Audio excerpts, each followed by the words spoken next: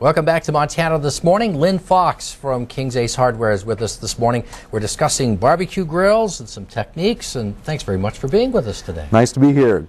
Thanks for the invitation. And we're learning lots about your traditional barbecuers and smokers this morning. Maybe just give us a recap about the Big Green Egg, because maybe a lot of folks haven't even heard about it yet.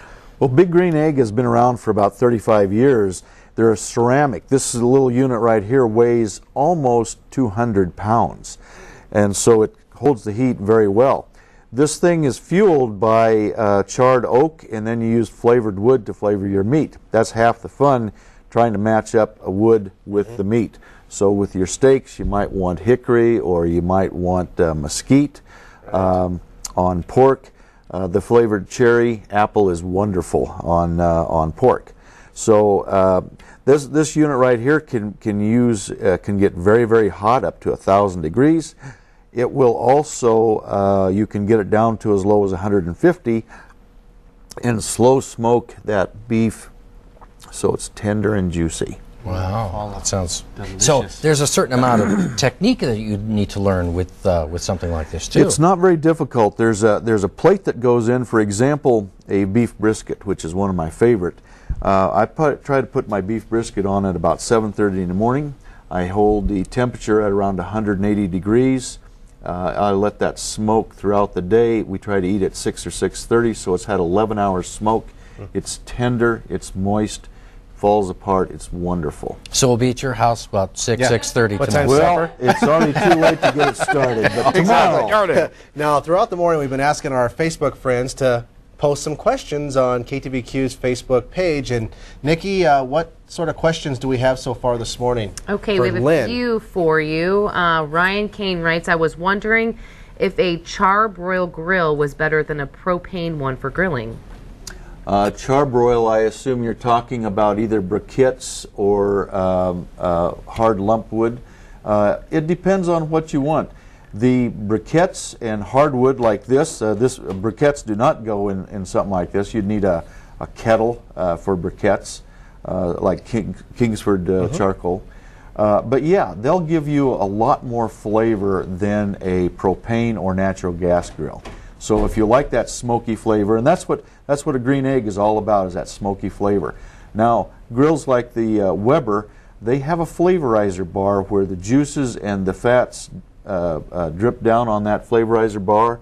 They vaporize and smoke, so you do get a little of that smoky flavor on a propane or natural gas grill. But by and large, a wood grill is going to give you a much more smoky flavor. Do you have a preferred way to start charcoal? I do. They make little waxed cardboard squares, just little tiny things. And they're about 1.5 inches, 2 inches by 2 inches, and about a ½ inch thick. You light one of those, you drop it in amongst your wood, and it starts the wood. Oh. The other way, they make electric probes that'll go down in, they'll heat up, and you can start your charcoal or your briquettes. So the old days of like using half a bottle of starting fluid and then like stepping way back and doing this technique. Yeah, long gone.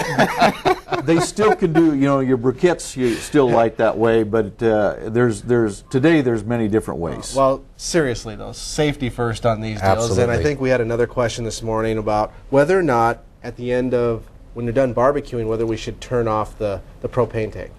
Yeah, absolutely. For safety reasons, you would want to turn your propane or your natural gas off after you've done using the grill. Propane is heavier than air, so it sinks down. Sometimes you can't smell it.